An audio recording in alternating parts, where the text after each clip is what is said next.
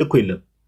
ሊጸልይለት አይደል እንደሄደው ሊጸልይለት ከጸለየ ከሄደ ወደ እግዚአብሔር ቆይ ለምን ይስመዋል? ወደ ሊጸልይለት እግዚአብሔር ከሄደ ተረጋጋ። መጽሐፍታችሁን ራሱ መጽሐፍ ቅዱስን እኮ ጴንጤዎች አታውቁም የምንለው ለዚህ ነው። ወደ እግዚአብሔር ከጸለየ በኋላ ነው የሚለው። እውነቱን እንነጋገር አይደል የተባባለው? አታውቁም በሚለው ማለት ነው። እሱን አታውቅም። ስለማታውቅ እኮ ነው እየነገርኩህ ያለሁት። ይሄንን ሰምተህም አታውቅም ከዚህ በፊት። እኔ ነኝ ዛሬ ይሄንን ጥቅሱ ላይ ነገርኩህ። አንድ ነገር እኔ በደምብ ሳነቦ የከረምኩት ነው። እሺ ወደሚቀጥለው እንሂድ። ችግር የለውም። መኃልየ ምዕራፍ 1 ላይ መኃልየ ላይ ያለው ንግግር በማንና በማን መካከል ያለ ነው? እንግዲህ እዛ ክፍል ላይ አንተ የትኛውን ሐሳብ ነው የፈለከው? እሺ ላንብብልህ። ችግር የለውም ላንብብልህ። ቆይ እመጣልሃለሁ እዚሁ ጋር መኃልየ ዘሰሎሞን ምዕራፍ 1 ቁጥር ኦኬ ይቅርታ ማባያድ መኃልየን ከፍታለሁ ብዬ ሌላ ከፈትኩ። መኃልየ ዘሰሎሞን ከመዝሙር ሁሉ የሚበልጥ የሰሎሞን መዝሙር ብሎ ነው አይደል የሚጀምረው? እሺ አይደል? ኦኬ በአፉ መሳም ይሳመኝ ፍቅር ከወይን ጠጅ ይልቅ መልካም ነውና በአፉ መሳም ይሳመኝ ብሎ እየተናገረ ያለው ማለት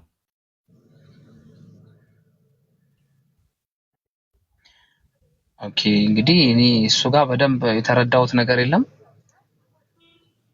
ማን እንደጸለየ ራሱ በደንብ የሚያስረዳው መኃልየ ላይ ከመዝሙር ሁሉ የሚበልጥ ቁጥር 1 ላይ ምን መሰለህ? ታዲ ስማ፣ ቁጥር 1 ላይ ከመዝሙር ሁሉ የሚበልጥ የሰሎሞን መዝሙር ነው የሚለው። የሰሎሞን መዝሙሩ ራሱ የሰሎሞን ነው። ስለዚህ ዘማሪው ማን ነው? ሰሎሞን ነው ማለት ነው። ሰሎሞን በአፉ መሳም ይሳመኝ እያለ ያለው ማንን ነው? እስቲ ማንን ነው የምትለው አንተ? አሁን አድሬስ እየተደረገ ያለው አካል ወንድ ነው አይደለም? ሰሎሞን ምን እያደረገ ነው እዛ ጋር? አይደለም ቆይ ልጠይቅህ እኮ ነው። በአፉ መሳም ይሳመኝ አሁን ለሴት ቢሆን እየተናገረ ያለው በአፏ መሳም ትሳመኝ ነበር አይደል ማለት የነበረበት? በአፉ መሳም ይሳመኝ ያለው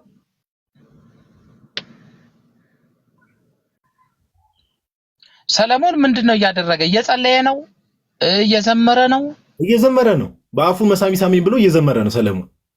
ለማን ነው እንደዛ ያለው? ሙሉ ሐሳቡ ካላየው ይሄንን ልፈተው አልችልም። ሙሉውን ሐሳብ እየተባለ ያለው አካል ግን ወንድ ነው አይደል? በአፉ መሳም ይሳመኝ እኔ ባይዘው ታች ያላችሁ ሰዎች ከምን አንፃር ይሄ መኃልየ ሶንግ ኦፍ ሶንግስ ምዕራፍ 1 ቁጥር 2 ላይ ያለውን ነገር ከምን አንፃር ነው ቤተክርስቲያን አባቶች የሚፈቱት የሚለውን ነገር በስርዓት አስቀምጥላችኋል። አሁን የሆነ ጽሑፍ ስለተጻፈ ብቻ የሆነ ነገር አሁን ወንድማችን ታዲያ አንድ ነገር ልጠይቅ። እዚህ ጋር በአፉ አሁን አንድ ሰው ይዞ መጥቶ በአፉ መሳም ይሳመኝ ተብሎ ተጽፏልና እንዲህ ሰሎሞን ሌላ ወንድን እንዴት እንደዛ ይላል ብሎ ቢፈታው ልክ ነው? ይሄንን ክፍል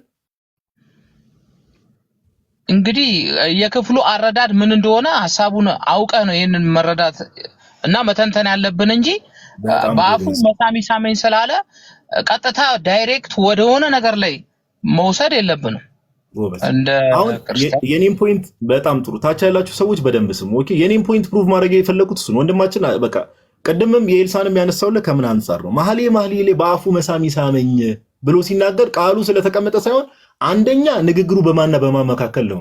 እንደውም አባቶች ሲፈቱ በቤተክርስቲያንና በሙሽራውና በሙሽራይቱ መካከል የተደረገ ንግግር እንደሆነ ነው ብዙ የቤተክርስቲያን አባቶች እና በአፉ መሳም ይሳመኝም ብሎ ሲናገር ሰሎሞን ቀጥታ ከአምላኩ ጋር የሚያደርገው ንግግር ነው። እንደውም ቅዱስ ሴንት አምብሮስ ኦፍ ሚላን አንዴ ቆይ እዮብ እስከዛ ድረስ የሆነ ነገር በላ አንዴ ላሳያቸው እንደውም ትርጓሜ ሆነ አንዴ። እሺ ያው ዋናው ነጥብ ምንድነው? የሆነ ጽሑፍ ስለተገኘ ብቻ ጽሑፉ ላይ የራሳችንን ሐሳብ ጨምረን እንዲህ ነው ማለት ነው የሚል ድምዳሜ ላይ አንደርስም ለማለት ነው። የመጀመሪያው ሳሙኤል ላይም ያለውን እዚህ መኃልየ ላይም ያለውንም ስናይ ቃላቶቹን ብቻ መዘን ከሄድን ለራሳችን ትርጉም የምንጠቀማቸው ከሆነ ልክ አሁን በሌሎች መጽሐፍቶች ላይ እንደዚህ አይነት ቃላቶች ሲገኙ ቀኑን ሙሉ ይኸው እንደዚህ ግብረ ሰዶም ወዘተ እየተባለ ሲዋል ምን ያህል መጽሐፍ ቅዱስን እንኳን መረዳት እንደማይችሉ ለማሳየትም ጭምር ስለሆነ ነውና በዋነኝነት መጽሐፍ ቅዱስ አንደኛ ስለ መጽሐፍ ቅዱስ ስናወራ ልክ እንደ ቁርአን ወረደ ምናምን ተብሎ የሚታመን አይደለም። እንደዛ አይደለም እኛ ምናምነው መጽሐፍ ቅዱስ በቅዱሳን አባቶቻችን የተጻፈ በእግዚአብሔር መንፈስ መሪነት የተጻፈ ነው። ሲጽፉ ደግሞ ባህላቸውን አስተሳሰባቸውን ተጠቅመው ነው። ሙሉ ለሙሉ እንደ ሪሞት እየተቆጣጠራቸው አልጻፉትም። ስለዚህ ባህላቸውን ጊዜውን ባማከለ መልኩ ጽፈውታል። ስንረዳም በዚህ መልኩ እንረዳዋለን ማለት ነው። ስንረዳም እንትና ማን ነው አንዴ መሪጌታ ምናምን ብለህ የጻፍከው ወንድማችን ወይም በእድሜ አባታችን ገስት ላክና ግባ ወንዱ ምናምን የሚል አካውንት ገስት ላኩና ግቡ እናወራለን። ምንም ችግር የለው። ዝም ብሎ ታችሁን ጽፎ መሄድ ይቻላል። ግን ይሄ እውቀት አይደለም፣ ለሰውም ድህነት የሚጠቅም አይደለም። የጻፋችሁት ያወራችሁት ግን ይመዘን እና ትንሽ አቅሙ ምናምንም ካለ የማውራቱ ብትገቡ ደስ ይለናል። ጋዲ ከመጣ ቀጥል።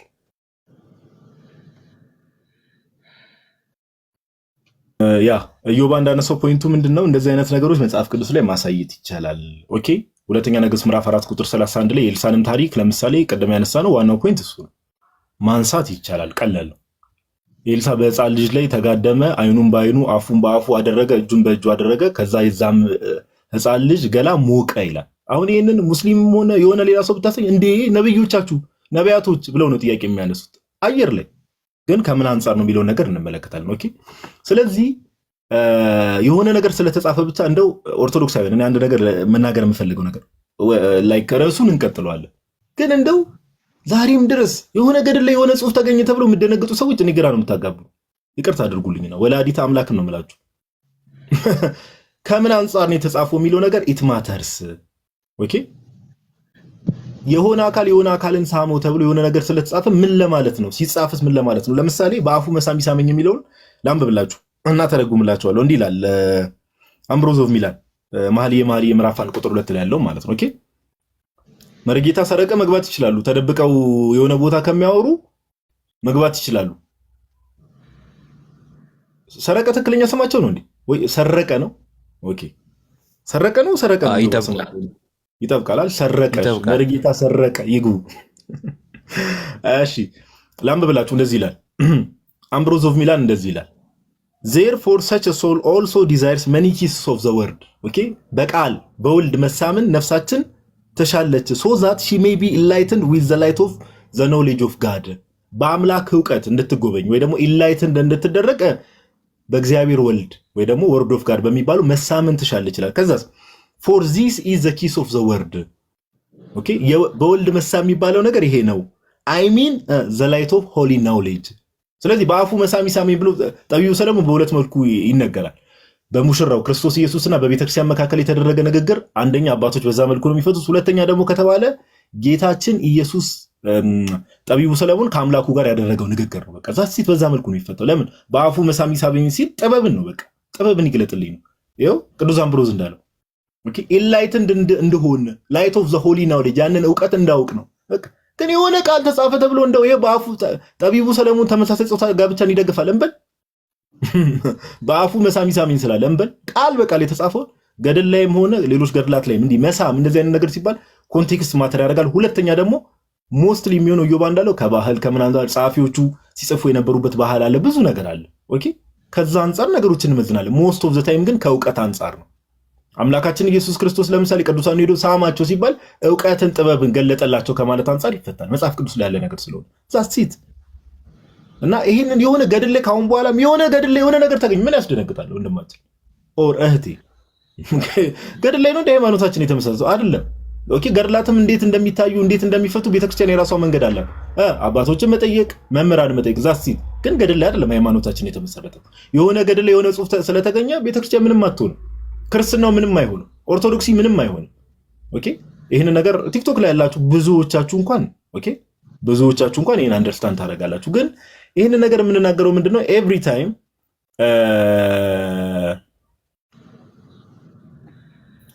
አዳዲስ ሰዎች ቲክቶክ ላይ ስለሚመጡ ነው። እና ወንድማችን ታዴ አንድ ጥያቄ ልጠይቀ ፈቃደኛ ከሆንክ እዚህ ላይ አሁን አንደርስታንድ ተደርገናል አይደል? ቃላት ስለተቀመጡ ብቻ እንደዛ ናቸው ማለት አይደሉም አይደል? ኦኬ አንድ ጥያቄ ልጠይቀና የራስን ምልከታ እንድትነግረኝ እፈልጋለሁ። ከዛ ለሌሎች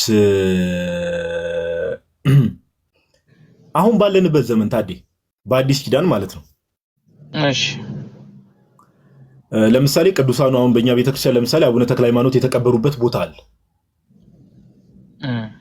ደብረ ሊባኖስ አባታችን አቡነ ተክለ ሃይማኖት የተቀበሩበት ቦታ አለና አባታችን አቡነ ተክለ ሃይማኖት ወይም ደግሞ ሌሎች ቅዱሳን ሐዋርያት ለምሳሌ ቅዱስ ጳውሎስና ቅዱስ ጴጥሮስን ብትመለከት ሮም ልትሄድ ትችላለህ። ብዙ ቅዱሳን በየሀገሩ የተቀበሩበት ቦታ አለ። ቅዱሳኑ የተቀበሩበት ቦታ ያለው አፈር ሙታን ያስነሳል ብለህ ታምናለህ? እኛ እናምናለን። አንተ ታምናለህ? እኔ አላምንም። ለምን?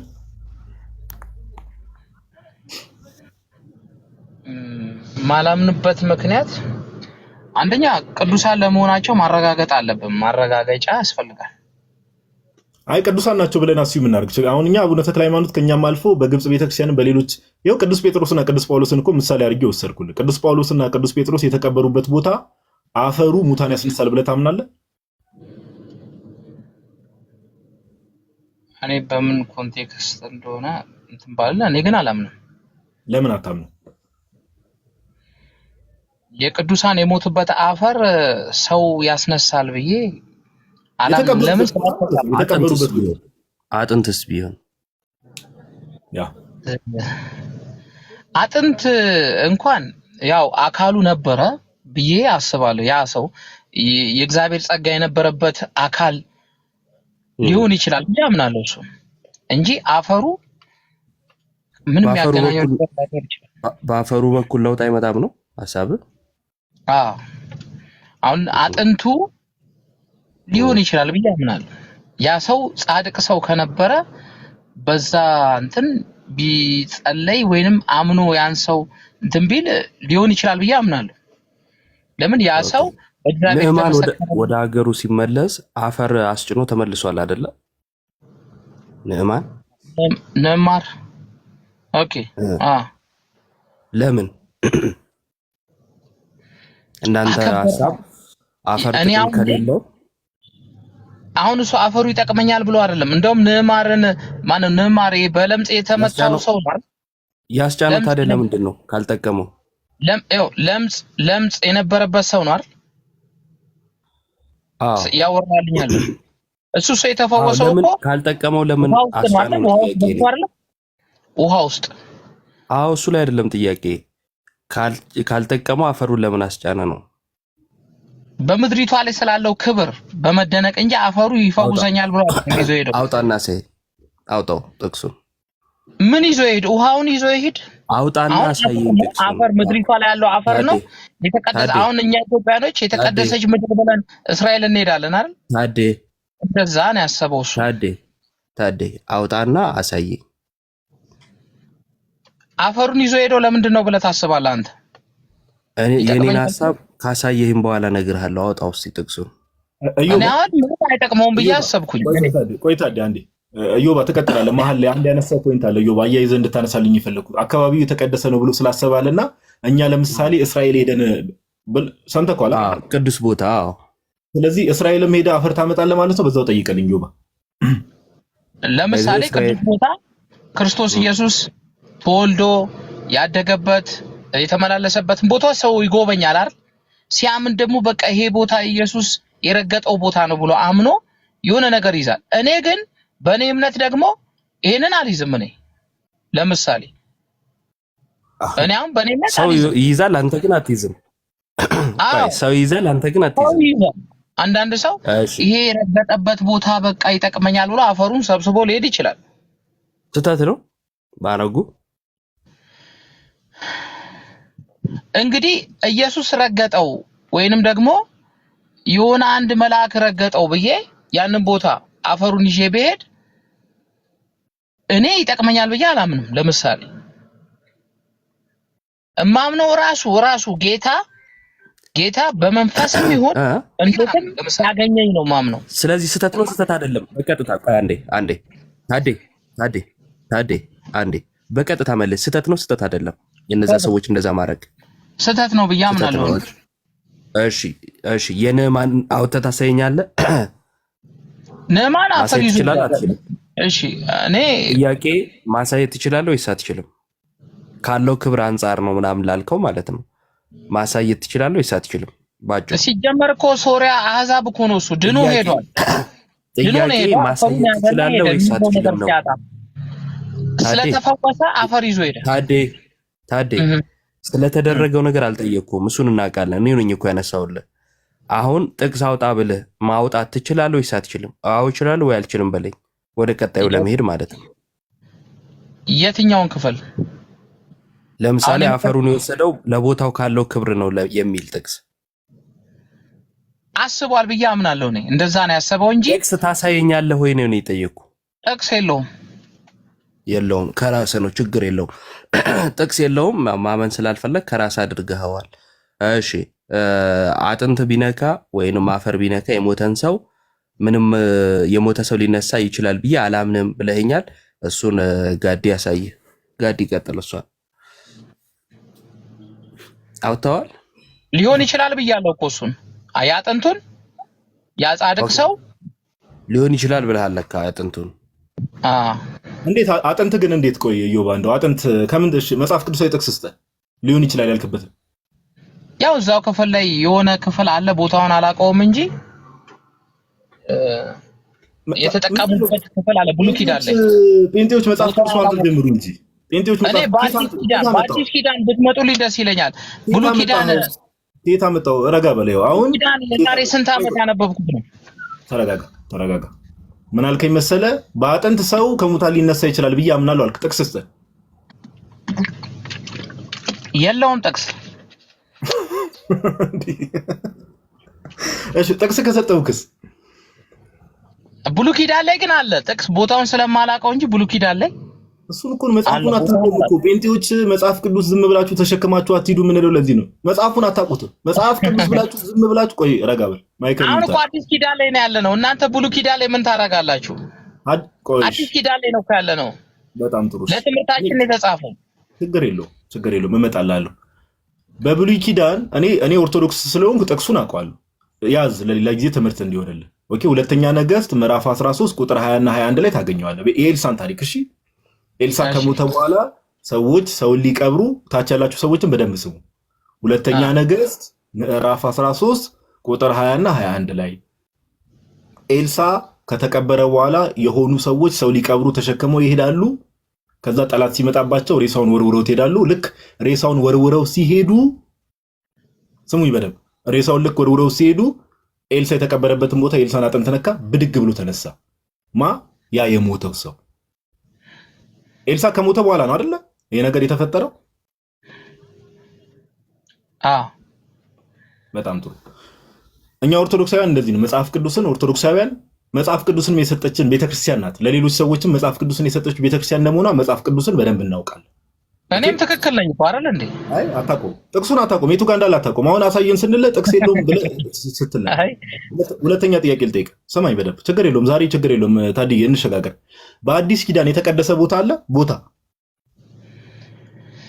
የተቀደሰ ቦታ የለም።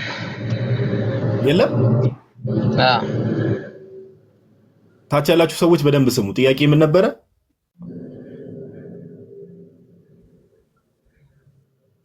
ጥያቄ ምን ነበር? ታች ያላችሁ ሰዎች በደንብ ስሙ። ኮሜንት ላይ ያላችሁ ሰዎች የሚወራው ነገር ላይ ትኩረት አድርጉ። በአዲስ ኪዳን የተቀደሰ ቦታ የለም ብለኸኛል አይደል?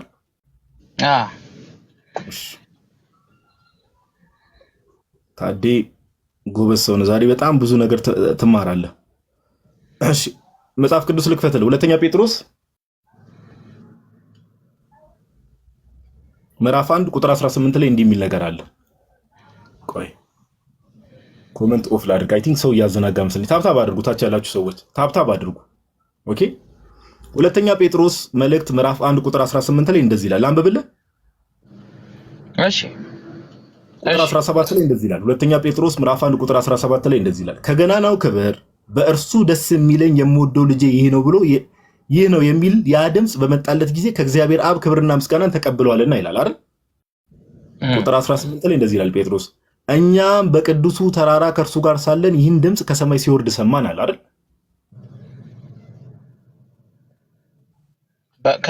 ከተቀደሰው ተራራ። እሺ በቅዱሱ ተራራ አይደል? ይሄ ቅዱሱ ተራራ የተባለ የትኛው ተራራ ነው? ያ ድምፅ የምወደው ልጄ እርሱ ነው እርሱን ስሙት ያለውን ነው ወይስ የትኛው ነው ድምፁ?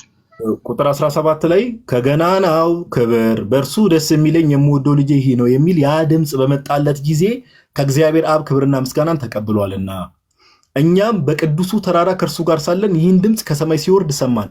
እኛም የት እያለን አለ? በቅዱሱ ተራራ ከእርሱ ጋር ሳለን ከማን ጋር? ከጌታ ኢየሱስ ጋር አይደል? ታዲያ ኦኬ እሺ፣ ቅዱሱ ተራራ የተባለው የትኛው ነው? እኔ ቅዱሱን ተራራ በብሉይ ኪዳን የነበረ ነው ማውቀው እንጂ በአዲስ ኪዳን ላይ ቅዱስ ተራራ የሚል አላየው። በብሉይ ኪዳን እነ ጴጥሮስ ነበሩ እንዴ? በብሉይ ኪዳን የሉም፣ አልነበሩም። ታዲያ ጴጥሮስ የትኛው ነው? ቅዱስ ተራራ አሁን ቅዱስ ተራራ እያለ ያለው የትኛው ነው? ጴጥሮስ በዚህ በተቀደሰ ተራራ እግዚአብሔር በዚህ ይገኛል ብላችሁ የማትሰግዱበት ጊዜ ይመጣል ብሎ ሲነግራት ጴጥሮስ ቅዱሱ ተራራ ያለው የትኛውን ነው? እኔ እሱን አላውቀውም። ቅዱሱን ተራራውን አታውቀውም? መልስ እሰጣለሁ። ጴጥሮስ ዮሐንስና ያዕቆብ ከጌታ ጋር የወጡበት ተራራ የትኛው ተራራ ነው? ወይ ክፍሉን የምታውቀው ከሆነ ንገረን እስቲ። እኔ እኮ ሁሉን ነገር ተራራ ነው እንዴ? እሱ ወደ ተራራ ወጣ እኮ ነው የሚለው። ታዲያ የትኛውን ተራራ ነው ጴጥሮስ ቅዱስ ተራራ እያለ? ወደ ተራራ ወጣ እኮ ነው የሚለው። የትኛውን ተራራ ነው ጴጥሮስ? የትኛውን ተራራ ነው? የተቀደሰ ተራራ ነው እንዴ? እሱ ይሄው ጴጥሮስ እያለው እኮ ነው። ይሄው ያንን ያለበት ምክንያት እኮ የእግዚአብሔር ቃል በዛ ስፍራ ስለመጣ የተቀደሰ ቦታ የእግዚአብሔር ቃል ስለመጣ የተናገረበት። ታዲያ ቅዱሱ ተራራ ያለው የትኛው ተራራ ነው? ቅዱሱ ተራራ የተባለ የትኛው ተራራ ነው? ተራራ ነው የሚል ነገር የለም። ይሄው ጴጥሮስ የተናገረበት። እኛም በቅዱሱ ተራራውን ቅዱስ ብሎ ጠርቶታል አል ጴጥሮስ። እሺ ሙሉ ሐዲስ ኪዳን ላይ ስትመለከት ከእርሱ ጋር ሳለን ብሎ በተራራ ጌታችን ኢየሱስ ጴጥሮስ ከሱ ጋር ተራራ የወጣው የትኛው ተራራ ላይ ነው? ክርስቶስ የጸለየበት ቦታ። እንግዲህ ወንድማችን ብዙ ነገር መማማር አለብን መሰለኝ። ይኸው አሁን ቅድም በአዲስ ኪዳን ቅዱስ ቦታ የለም ብለሃል። ቅዱስ ጴጥሮስ ግን ከአንተ ጋር ተቃራኒ ቆሞ ቅዱስ ተራራ አለ። የተቀደሰ ቦታ የሆነው ክርስቶስ እስከማለት ተነሳ እንጂ ጴጥሮስ ነው ያለው ስለጸለየ እንጂ ከዛ በፊት ነበረ የሚል እኮ የለም እኮ ጴጥሮስ። ስሙኝ፣ አሁን ፋለሲ አትስራ። ታች ያላችሁ ሰዎች በደንብ ስሙ። በአዲስ ኪዳን ቅዱስ ቦታ የለም አለ። ይሄው ሁለተኛ ጴጥሮስ ምዕራፍ 1 ቁጥር 18 ላይ በቅዱሱ ተራራ ብሎ ቅዱስ ጴጥሮስ ቅዱስ ተራራ እንዳለ ተናገረ። እኛ ይሄ ተራራ በብሉይ ኪዳን በአዲስ ኪዳን ነው። ቅዱስ ጴጥሮስ ይሄን መልእክት እየጻፈ ያለው በቅዱሱ ተራራ ብሎ እየጠራው ነው። ይሄ ተራራ የትኛው ነው ከተባለ ደግሞ ኢየሱስ የጸለየበት ብሎታል። እሱ ከየት እንዳመጣው ባላቀም እኛ የምናውቀው ግን ማቴዎስ 17 ላይ ነው። ለምን ሁለተኛ ጴጥሮስ ምዕራፍ 1 ላይ ታችሁ ከሆነ ያ ድምጽ ሲመጣ ሰማን ነው ያለው። ከሱ ጋር እያለ ያ ድምጽ የእግዚአብሔር አብን ድምጽ የሰሙበት ማቴዎስ 17። ኦኬ። ከ6 ቀንም በኋላ ኢየሱስ ጴጥሮስና ያዕቆብን ወንድሙንም ዮሐንስንም ይዞ ወደ ረጅም ተራራ ብቻውን አወጣቸው። በፊታቸውም ተለወጠ፣ ፊቱም እንደ ፀሐይ በራ፣ ልብሱም እንደ ብርሃን ነጭ ሆነ። እዚህ ተራራ ላይ ደብረ ታቦር የሚባለው ማለት ነው። እነሆ ሙሴና ኤልያስ ከእርሱ ጋር ሲነጋገሩ ታዩአቸው። ጴጥሮስም መልሶ ኢየሱስን ጌታ ሆይ በዚህ መሆን ለእኛ መልካም ነው። ብትወድስ በዚህ 3 ዳስ አንዱን ለአንተ፣ አንዱን ለሙሴ፣ አንዱን ለኤልያስ እንስራ አለ። እርሱም ገና ሲናገር በደንብ ስማ። እርሱም ገና ሲናገር እነሆ ብሩህ ደመና ጋረዳቸው። እነሆም ከደመናው በእርሱ ደስ የሚለኝ የምወደው ልጄ ይህ ነው፣ እርሱን ስሙት የሚል ድምፅ መጣ። እዚህ ጋር እግዚአብሔር አብ ነው አይደል እየተናገረ ያለው? ታዲያ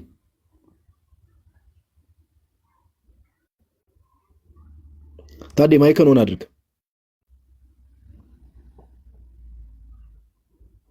ታዲያ እየሰማሁ እግዚአብሔር አብ ነው አይደል እዚህ ጋር እየተናገረ ያለው? የቱ ጋር እስቱ ቃል እስቲ ቆይ አሰማም እንዳንተ ሰውዬ። ብሩህ ደመና ጋረዳቸው፣ እነሆም ከደመናው በእርሱ ደስ የሚለኝ የምወደው ልጄ ይህ ነው፣ እርሱን ስሙት የሚል ድምፅ መጣ። ማቴዎስ 17 ላይ ያ ድምፅ የመጣው ከየት ነው? ከሰማይ ነው የመጣው። ኦፍ ኮርስ ከሰማይ ነው። አሁን እዚህ የትኛው ተራራ ላይ ነው? እዚህ ማቴዎስ 17 ላይ ያለው ተራራ ላይ ሆኖ ነው አይደል ይሄ ድምፅ የመጣው? ተራራ እዛ ጋር አልነበረም እኮ ተራራ። ዮሐንስን ይዞ ወደ ረጅም ተራራ ብቻውን አወጣቸው ይላል እኮ። ብቻቸውን አወጣቸው። ኦኬ ተራራ ይሄንን ተራራ ነው አይደል ቅዱስ ጴጥሮስ ቅዱሱ ተራራ እያለ ያለው? አሃ በጣም ጥሩ ተባረክ። ስለዚህ በአዲስ ኪዳን የተቀደሰ ቦታ አለ ማለት ነው።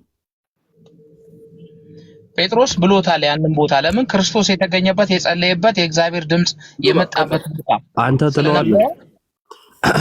ትለዋለህ እንደ ጴጥሮስ አንተም ትለዋለህ ቅዱስ ተራራ።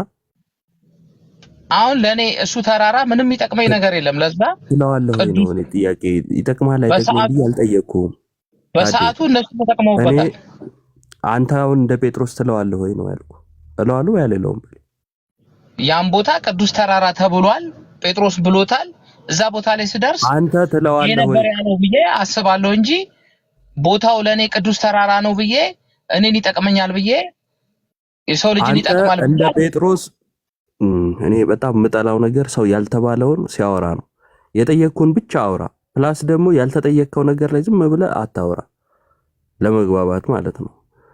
አንተም እንደ ጴጥሮስ ያንን ቦታ ቅዱስ ተራራ ትለዋለህ ወይ ነው ያልኩህ። አዎ እለዋለሁ ወይ አልለውም በለኝ። አልለውም። እሺ። ስለዚህ የሐዋርያት ልጆች አለመሆናችሁን የሐዋርያት እምነት እንደሌላችሁ ማሳያ ነው። አንድ የመጨረሻ ጥያቄ ጠይቃለሁ። እኔ ፕሮፋይልህን አይቼ ማለት ነው። ወይኔ ችግር የለውም። ፕሮፋይል ላይ ያለው ስዕል የማን ነው ታዴ? የሚል ጊብሰን ነው አይደል? ፊልሙን የሰራው ሚል ጊብሰን ነው አይደል? ምሳሌ እኮ ነው። እኔ ክርስቶስ ኢየሱስ ቤዛ የሆነበት እሱ ማን? አርቆ አንዴ ሰውዬ አክቲቭ አቱን ድንገት ስትነካ እንዴ ተረጋጋ። አንዴ ትልቁ ላይ ላረግ ፈልጌ ነው። አንዴ ትልቁ ላይ ሆን። እሺ ማን ነው አልከኝ? አሁን ክፈት ታዴ። ተዛጉኛላችሁ፣ አንዴ ትከፍቱኛላችሁ። ኧረ ተው። አዎ ያልተጠየቀውን ስታወራ ነው። ቲክቶኩን ባይዘው ሚዩት እና አንሚዩትን የሰራልን ለእንደዚህ አይነት ሰዎች ነውና እንጠቀምበታለን። ችግር የለውም። ማን ነው አልከኝ? ፕሮፋይል ላይ ያለው ፊልሙን የሰራው ሰው ማን ነው? ሚል ጊብሰን ወይ የሆነ አንድ ሰንበዲ ነው የሚሆነው። ስለዚህ ይሄ ግን ምሳሌያችን ነው። ምሳሌያችን ክርስቶስ ኢየሱስ የአክተሩ ምሳሌ የከፈለልን ዋጋ ምሳሌ እንጂ የአክተሩ ምሳሌ ነው። በዚህ ስዕል ፊት አልጠየቅኩም። ልመና ይሰጠኛል አልጠየቅኩም። እኔ ስዕሉ ፊት መስገድ አለመስገድ አውርቻለሁ አላወራሁም። አየህ ከቅድም ጀምሮ አዲስ ኪዳን እስቲ ወደ አዲስ ኪዳን እናልኝ ስትል ነበር ጋዲ። እና አዲስ ኪዳን ጋር ሲመጣ ያላቀው ምዕራፍ ነው የተቀራው። አላቀውም ነው ያልከው ሁሉንም። የሚገርም ነገር እግዚአብሔር አብ ቆይ አንዴ ወንድም አለም በእናትህ ተው አንዴ። እግዚአብሔር አብ ስለ ልጁ የመሰከረበት ይሄ የት ነው ሲል አታውቀውም። ከዛን በተራራው ነው አይደል ሲል ቃል በቃል ይያት ነው ሰውዬ። አረዛ ጋር ተራራ የለም አለ። እዛው ፊት ለፊቱ መጽሐፉ ተገልጦ ማለት ነው። ተራራ የለም እዛ ጋር አለ እና አታውቅም። እና አሁን ተረጋግተህ አለማወቅህን አውቀህ ቁጭ ብለህ ብትማርም ጥሩ ነው። አሁን ቆይ አንዴ አልጨረስኩም፣ ተረጋጋ። የአክተሩ ምሳሌ ነው አሁን ፕሮፋይል ያደረከው ወይስ የኢየሱስን ምሳሌ? የኢየሱስን ምሳሌ። እሺ ኢየሱስ በአክተሩ ነው የሚመሰለው? ለምን ታዲያ ካልሆነ ኢየሱስ በአክተሩ ካልተመሰለ ለምን የአክተሩን ፎቶ ፕሮፋይል ያደረገው? ኢየሱስን አይተዋል እንዴ? ጥያቄ መልስ። አይ የኔን ጥያቄ መልስ። አሁን እየመለስኩ አይደል? ልትጠይቅ ነው የገባኸው። ኢየሱስ በአክተሩ ይመሰላል ወይ? ምሳሌ ነው ይሄ፣ ምሳሌ ነው። ኢየሱስ በአክተሩ ይመሰላል ወይ? ጥያቄ። ሚል ጊብሰን ኃጢአተኛ ሰው እኮ ነው። እኔ ምን አይነት ሰው ነው ብዬ መች ስለ ሰው ኃጢአት ጠየቅኩኝ? ስለዚህ እንዴት እሱ ፊገር ሊሆን ይችላል ነው ጥያቄ። አንተ እኮ ምሳሌ ነው አልከኝ አይደለ? ከዛ አትደንግጡ ቤዛችን ኢየሱስ ብቻ ነው ይላል። ስለዚህ ያረከው የማን ነው ብዬ ጠየቅኩ። የአክተሩን ስትለኝ እዚህ ጋር ኢየሱስ ከሌለ ምሳሌ ነው የክርስቶስ። ፎቶ ግን የአክተሩ ነው አላልከኝም? የሞተው ፎቶ ግን የአክተሩ ነው አላልከኝም ወይ? ፊልሙን የሰራው አክተር እኮ ነው። ሆሊውድ ላይ ታገኝ። አክተሩ ኢየሱስን ይመስለዋል ወይ? እሱን እንግዲህ ሰውየው ኃጢአተኛ ይሁን ምን ይሁን እሱን ነው መጠየቅ ያለብን። ግን ፊልሙ ኃጢአተኛ ነው አልከኛውን ሰውየውን። ቆይ ይሄ ብትችሉ ቆይ አንዴ ወንድሜ ሪከርድ አድርጉት ጋይስ፣ ሪከርድ ብታረጉት ደስ ይለኛል። ምክንያቱም ሰሞኑ ፕሮቴስታንቶች እችን ፕሮፋይል እያደረጉ እንደው ጀግና ጀግና የኢየሱስ ወታደር የሆኑ እየመሰላቸው ብዙ ነገር ሲቀባጥሩ እየሰማናቸው ነውና ተረጋጋ ታዴ። ዛሬ ድባቅ ነው የመታቸው ወንድሞችን። እናመሰግናለን። የአክተር ስዕል ነው ያደረጉት። ከዛን ለምንድን ነው ያደረጋችሁት ሲባሉ ምሳሌ ይሄው እሺ አንተ ምሳሌ ነው አለን። አክተሩ ኢየሱስን ይመስለዋል ወይ ብዬ ስጠይቀው ኃጢአተኛ ነው ሄደ ጠይቀው አለኝ። ሄዳችሁ ጠይቃችሁት ነው ወይ ያደረጋችሁት? አዩባ አይ እዚህ ላይ እንደው ወንድማችን ነው አንተ እንደውም እየሰገድክ አይደል? በዚህ ፎቶ ስር ቆይ ወደ አይዲ በዚህ ሰግዱ ተሰግዳለህ ባለሰ ተሰግዳለህ። እግዚአብሔር በማን ትመስሉኛላችሁ ብሏል አይደል?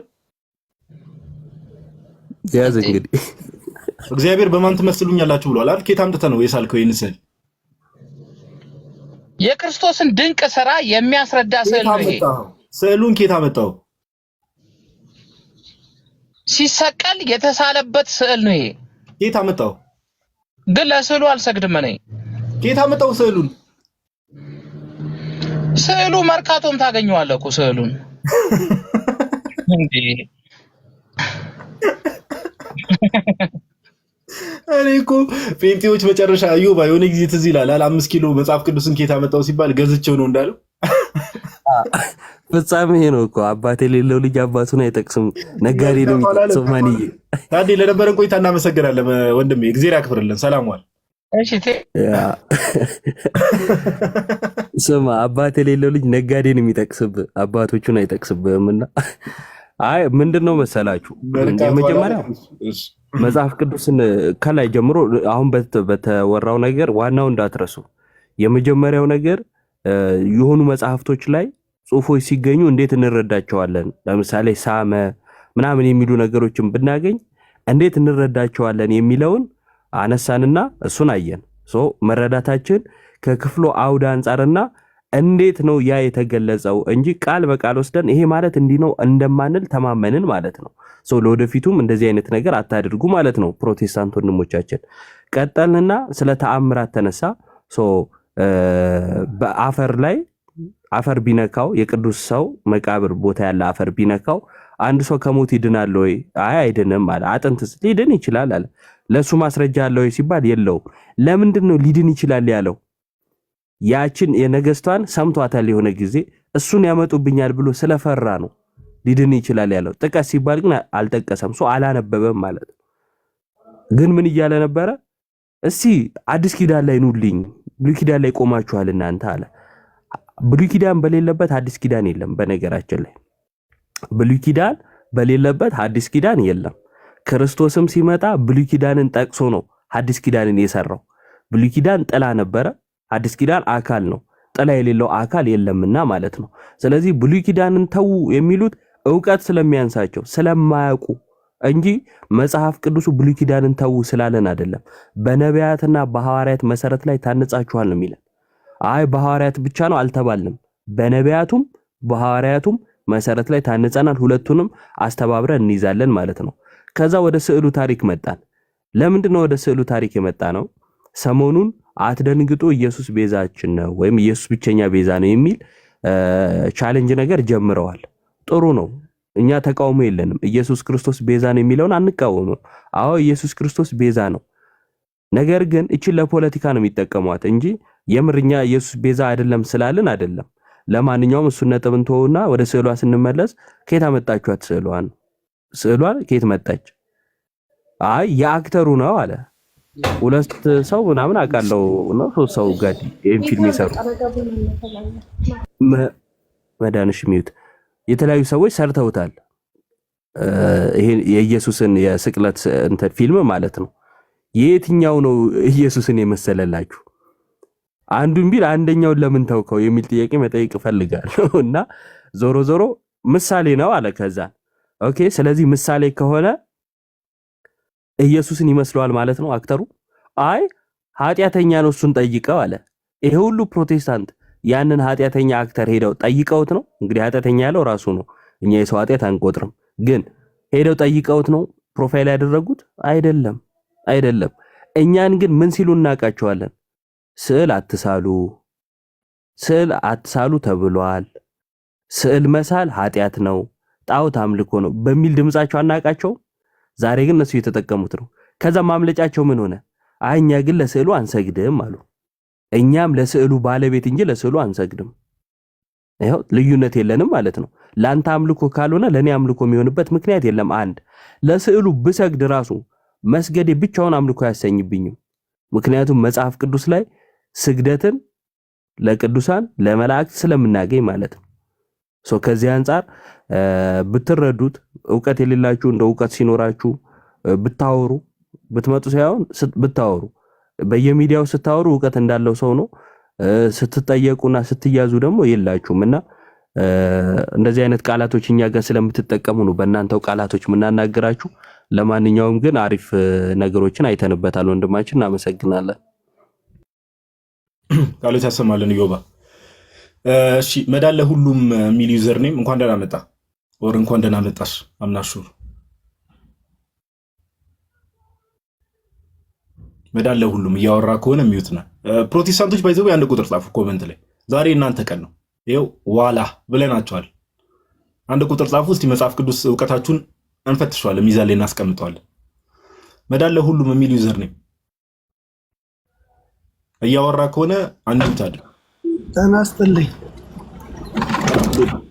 ይሰማኛል። ደህና ናችሁ? እግዚአብሔር ይመስገን፣ ሁሉ ሰላም። እግዚአብሔር ይመስገን። ትንሽ ድምፅ አለ ከጀርባ ግን የሆነ የሚረብሽ ድምፅ አለሽ። ቆይ እቆማለሁ፣ እየነዳሁ ስለሆነ እቆማለሁ። አንድ ያቁመውና እንትን በለና የሆነ የሚረብሽ ድምፅ ስላለ የሚሰማውን ሰው እንዳይረበሽ።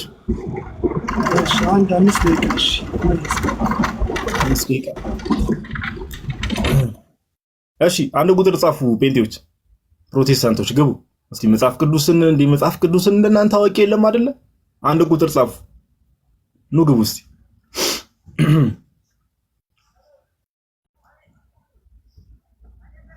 ኑ ግቡ። በፍቅር ነው የምንጠብቃችሁ፣ በፍቅር ይሄው። አንዳንድ ቁጥር እያየሁ ነው። ካሌብ የሚል ዩዘር ኔም እያየሁ ነው።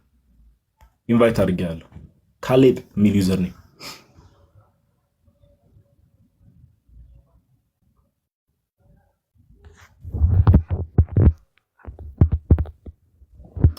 እንኳን ደህና መጣ ካሌብ። እንኳን ደህና ቆየኝ ጋዲስ። የት እምነት ነው? ሙሉ ወንጌል ቸርች ነኝ። ባይዘው በጣም ይሄ አፕሪሺየት የሚደረግ ነገር ነው። ቲክቶክ ላይ ካፈራናቸው ብዙ መልካም ነገሮች ውስጥ አንዱ ፕሮቴስታንቶች አሁን ከየት ነው ተብለው ሲጠየቁ ዲኖሚኔሽን ይናገራሉ ቀጥታ። አሁን በፊት በጣም የምንቸገርበት ነገር ፕሮቴስታንት ይሉና ዲኖሚኔሽን አይናገሩ ነበር። አሁን ግን ወንድማችን ቀጥታ ሙሉ ወንጌል ብሎ ነግሮናል። በጣም ነው የምናመሰግነው። ሪፎርምድ ቴዎሎጂን የሚያምኑ ሰዎችን ታውቃቸዋለህ ካሌብ? ወይ ደግሞ እነዚህ ካልቪኒስቶችን? አዎ። ዌስት ሚኒስተር ኮንፌሽን ኦፍ ፌዝ የእምነት መግለጫቸውን ታውቀዋለህ?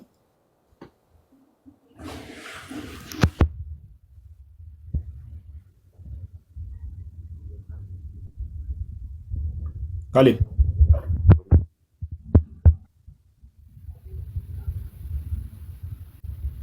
ካሌብ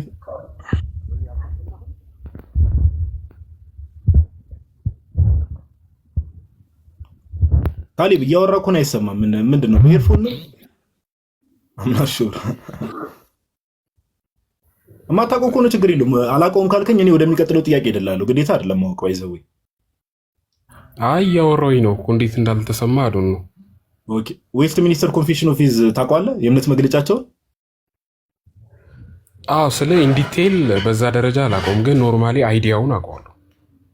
በጣም ጥሩ። እሺ አንድ እንትን ላሳየ። ዌስት ሚኒስተር ቆይ እንደው ፒዲኤፉ አይ ቲንክ እዚህ ላይ ያለ ይመስለኝ። ቆይ አንዴ እሺ፣ ጊቭ ሚ 30 ሰከንድስ አንዴ። አማርኛውን አስነብባለሁ ታች ላሉ ሰዎች። እንግሊዝኛ የማንበብ ችግር የለብህም? አዎ አዎ፣ በጣም ጎበዝ።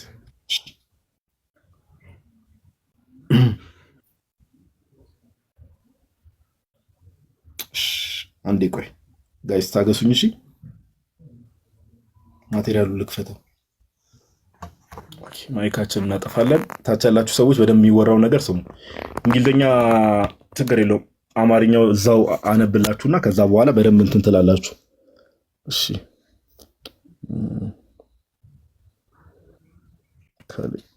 ክፈት ፒዲኤፍ በእግዚአብሔር ስም። ኦኬ ከፍቷልሽ አንዴ። እሺ እንዲህ እናደርጋለን። የሚነሳው ሀሳብ ላይ ትኩረት አድርጉ እሺ ጋይስ። እኛውን እንደው እንትን ሳይሆን ጽሁፍ መጻፋቸውን በስርዓት የእምነት መግለጫ እየከፈት ነው የምናሳየውና አንዴ ቆይ ዮባ ሴታፓን አንዴ ላስተካክላ ብሮስኪ ወደ ትልቁ ላድርግ። እሺ ዌስት ሚኒስትር ኮንፌሽን ኦፍ ፌዝ ታች ያላችሁ ሰዎች ቆይ ኮሜንት ላጥፋ።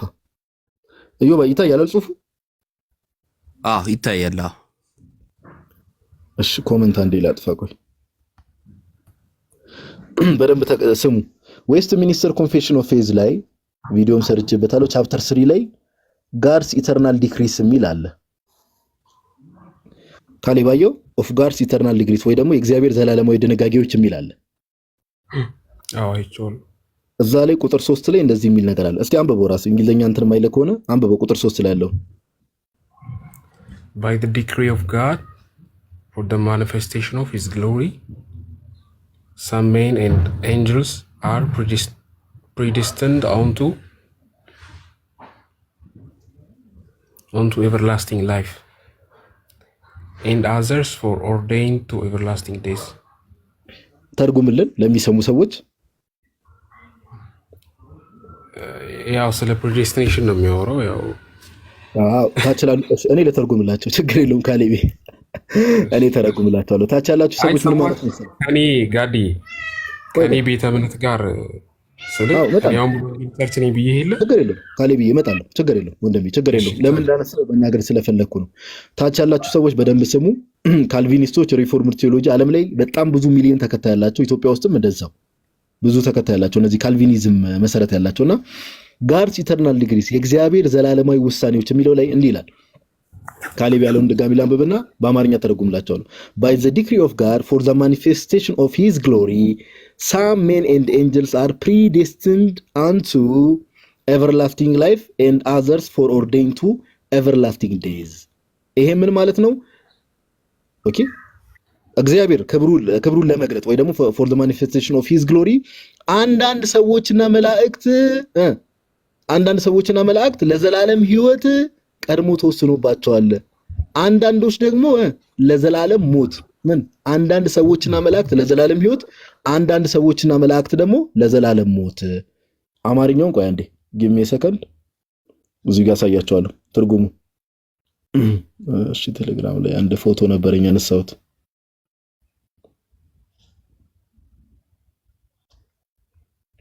ይቅርታ እሺ ጋይስ ታፕታፕ ማድረግ ምናምን እንዳትረሱ። ታች ያላችሁ ሰዎች ታፕታፕ እያደረጋችሁ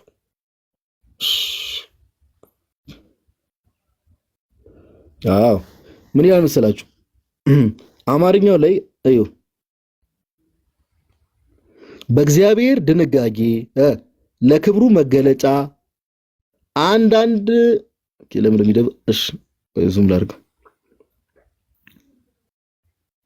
በእግዚአብሔር ድንጋጌ ለክብሩ መገለጫ አንዳንድ ሰዎችና መላእክት ለዘላለም ህይወት፣ ሌሎች ለዘላለም ሞት አስቀድሞ በእግዚአብሔር ተወስነዋል ይላል። አሁን ማሳየት ያለው የፈለኩትን ነገር አሳይቻለሁ። ወደ ካሌብ እመጣለሁ። ታች ያላችሁ ሰዎች በደንብ ስሙ። ይሄ ለምሳሌ እና አማን ሻሎም እዚህ ቲክቶክ ላይ ሪፎርም ቴዎሎጂ አሉ የተወሰኑ ሰዎች አሉና መሬት ላይም ሲኬድ እንደ ቃለ ሕይወት ምናምን ይሄን ነገር የሚቀበሉ ይሄንን ትምህርት የሚያስተምሩ አሉ። ይሄ የምኖች ትምህርት ነው? በፕሮቴስታንቱ ዓለም ያለ ትምህርት ነው። ምን የሚል ትምህርት? ወንጌል አማኝ ነን የክርስቶስ ኢየሱስን ወንጌል ነው የምንሰብከው ብለው አብረው ተቀምጠው ወንጌል አማኝ ነን ብለው ምን የሚል ትምህርት አለ? ሰዎችና መላእክት ቀድሞ ተወሰኑባቸው ለዘላለም ሕይወት ቀድሞ የተወሰነባቸው አሉ። አንድ ለዘላለም ሞት የተወሰነባቸው ደግሞ ሰዎችና መላእክት አሉ። ሰይጣን ምን አጠፋ ጋይስ? ኦኬ አሁን ወደ ካሌብ እንምጣና ካሌብ ዋለ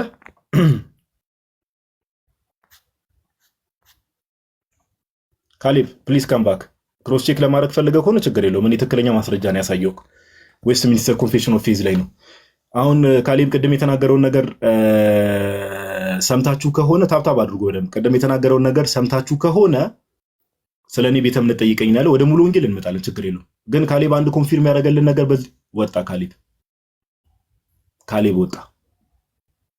ገቡ ጴንጤዎች ከነዚህ ጋር ነው አብራችሁ ወንጌል አማኝነት ምናምን ነገር የምትባሉ። አረ ሌሎችም ወደ ሙሉ ወንጌል እንመጣለን። እያንዳንዱን ዲኖሚኔሽን በር የምናንኳኳው ጴንጤዎች ትንሽ ጊዜ ወደ እስልምናው ስንዞር ትንሽ ጠግባቸዋል አሉ የሚል ነገር ሰማል። ኦኬ አንድ ቁጥር ጻፉ ጴንጤዎች። እንደዚህ አይነት ትምህርት አለ ፕሮቴስታንቱ አለ። ኦኬ መዳለ ሁሉም የሚል ለካስ። እሺ ጓድስ እንዴት ነህ? ደረስክ? ደርሻለሁ። ቆሜያለሁ አሁን። እንኳን በሰላም ደረስክ። እንኳን በሰላም ቆያችሁኝ። ከየት ቤተ እምነት ጋዶ? እንግዲህ መሰረተ ክርስቶስ። በጣም መሰረተ ክርስቶስ። እሺ መሰረተ ክርስቶስ ከሆንክ ወደ ዋናው የመጽሐፍ ቅዱስ ጥያቄ ከመግባቴ በፊት አሁን ሳሳይ የነበረው ማስረጃ ተመልክተሃል? ሜቢ እየሰማሁት ነበር። እነዚህ በወንጌል አማኝ ተብለው ከሚመደቡት ውስጥ ናቸው አይደል? እነዚህ የሪፎርምድ ቴዎሎጂ አማኞች። ብዙ ዲቴል አላውቀውም፣ ግን እንደ አማኝ እንደሆነ አረጋግጣለሁ። በጣም ጥሩ። አሁን እኔ አንተን መጠየቅ የምፈልገው ነገር እነዚህ ሰዎች ይህንን ትምህርት የሚያምኑ ሰዎች ይድናሉ ብለህ ታምናለህ? ምንድን ነው ይድናሉ ማለት? አሁን ስላነበብከው ቃል ነው ወይ ስለ እምነታቸው ነው? ይህ እኮ እምነታቸውን ያነበብኩልህ። እምነታቸውን ያነበብኩልህ ምንድን ነው? ቀድሞ እግዚአብሔር የወሰናቸው ሰዎችና መላእክት፣ እግዚአብሔር ቀድሞ የወሰነባቸው ለዘላለም ሕይወት የወሰነባቸው ሰዎችና መላእክት አሉ፣ ለዘላለም ጥፋት ደግሞ የወሰነባቸው ሰዎችና መላእክት አሉ ይላል። ይህን እምነት የሚያምኑ ሰዎች ይድናሉ ብለህ ታምናለህ? ጋደው ምናልባት አሁን የገለጽከው ክፍል አንድ አረፍተ ነገር ላይ ነው።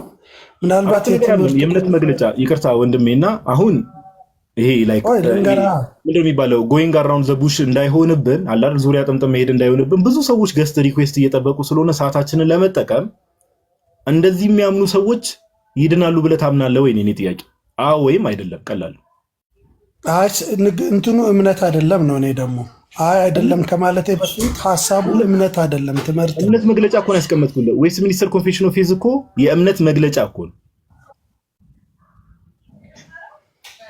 እንግዲህ የእነሱን ታሪክ ስለማላቅ ይዝለለኝ እንለፈው። ባይ ዘ ዌይ ይሄ ዚስ ኢዝ አ ጉድ ኦፕሽን። በቃ ማታ ከሆነ ግን እንደ አሳይመንት ውሰድና ዌስት ሚኒስተር ኮንፌሽን ኦፍ ፌዝን ዳውንሎድ አድርገው አሁን ያልኩ በተለይ ቻፕተር 3 ላይ ጋድስ ኢተርናል ዲክሪስ የእግዚአብሔር ዘላለማዊ ድንጋጌዎች የሚለው ላይ ለምን ይሄ ትምህርት ያላችሁ ሰዎችም ሰይጣን ራሱ ዲያብሎስ ራሱ ቀድሞ ተወስኖበት ነው ያስብላል። ለምን አንዳንድ ሰዎችና መላእክት ለዘላለም ሕይወት፣ አንዳንድ ሰዎችና መላእክት ደግሞ ለዘላለም ጥፋት ማን የወሰነው? እግዚአብሔር ነው የወሰነው። ሰይጣን ስለምን ይጠየቃል? እሺ ወደ መሰረተ ክርስቶስ ነኝ አልከኛ።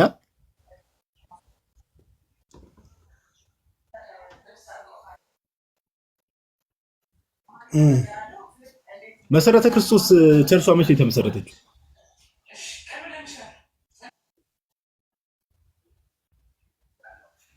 መጽሐፍ ቅዱስ ላይ ብንነጋገር አይሻልም? እመጣለሁ ወደ መጽሐፍ ቅዱስም እመጣለሁ። ግን መሰረተ ክርስቶስ ቸርቿ መቼ የተመሰረተችው? በቀጥታ አሁን ታሪኮችንና ሰዎች የሄዱበትን መንገድ ባይሆንና የዓለም አቀፉን ታሪክ ልተውልና ኢትዮጵያ ውስጥ መሰረተ ክርስቶስ መቼ ነው የመጣችው? ጋዲ የሚጠቅመን ምናልባት አንተም ይጠቅመኛል። መሰረተ ክርስቶስ ቸርቿ መቼ የተመሰረተችው የሚለው ነገር ይጠቅመኛል። ለምን አይጠቅመኝም? እኔ እየጠየቅኩ ነው። ይጠቅመኛል ንገረኝ። ጋዲ ፕሊስ ልልህ የፈለኩት ማውራው ነገር ግልጽ ነዋል። ግልጽ ነው። ግን አንተም ሳይሆን እዮባን የጠየቁት ብሮስኪ አንዴ ቆይ መዳለ ሁሉ እዮባ ማውራው ነገር ግልጽ ነዋል። ሜቢ ድንገት ሰዎች ጋር ሲሰማ የተዛባ ነገር ካለ ብዬ ነው። ኦራንትስ ኮንፊርም አድርጉ። በጣም ግልጽ ነው ከሚባለው በላይ። ስለዚህ ምንድነው መሰረተ ክርስቶስ ቸርቿ መቼ የተመሰረተችው? የመጨረሻ ጊዜ ልጠይቅ።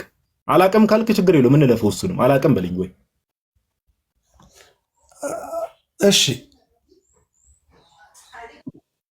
ምን እንለፈው። እኔ አላቅም ብቻ ሳይሆን ብዙ በዛ ውይይት ላይ ጊዜ ማጥፋት። ኦኬ አላቅም በሚለው ውሰድና እለፈው። አላቀውም። እሺ ወደሚቀጥለው ጥያቄ እንሂድ። መጽሐፍ ቅዱስ ላይ እናወራ ብለኸኝ ነበረ። ይቆራረጣል ጋር አይሰማል ይሰማል።